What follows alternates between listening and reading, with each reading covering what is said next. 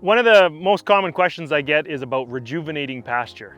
And yes, you can do all sorts of different things with rejuvenating pasture. You can zero till in, you can broadcast and trample, you can try and get a lot of different things into there, but a lot of that costs you some money. One of my favorite methods of rejuvenating a pasture is called deferred grazing. And that's what we're doing with this piece right here.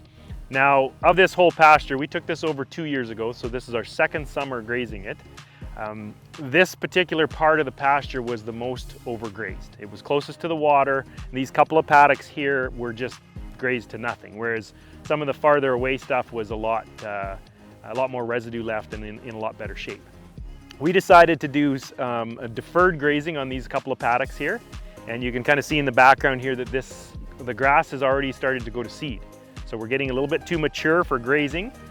Normally we're coming around with our second rotation right now, we would hit this one, but we're gonna skip it.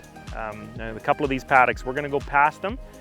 Everything else is in good shape, and we wanna make sure we don't get behind on it. We don't want it to get too mature.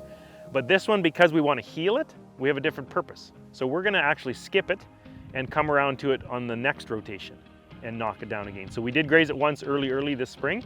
We're gonna skip it on this rotation, let these plants go to seed, leave lots of residue. And when we graze it in the fall, we're gonna just step it to the ground and leave as much residue as possible. I might miss a couple of days worth of grazing, but I look at that as the value, the lost revenue out of that as a custom grazer, as fertility added for later, for next year. So the more residue we can get here, the more water holding capacity we can start to build up, the more nutrient cycling we can start to get going. We can get more seeds in the seed bank by letting these go to seed. And one of the best ways that I've found to rejuvenate land is just to let it go. And then come in later with some good stock density and step it all to the ground. So that's what we're trying to do here, is just improve this pasture with virtually zero inputs. We haven't broadcast anything out here. We've got a good wet year this year, so clover comes really nice, even naturally. We didn't seed any of this clover, just the wet year, and clover loves wet feet. So that's one of my favorite ways to rejuvenate a piece of pasture, is by just defer grazing.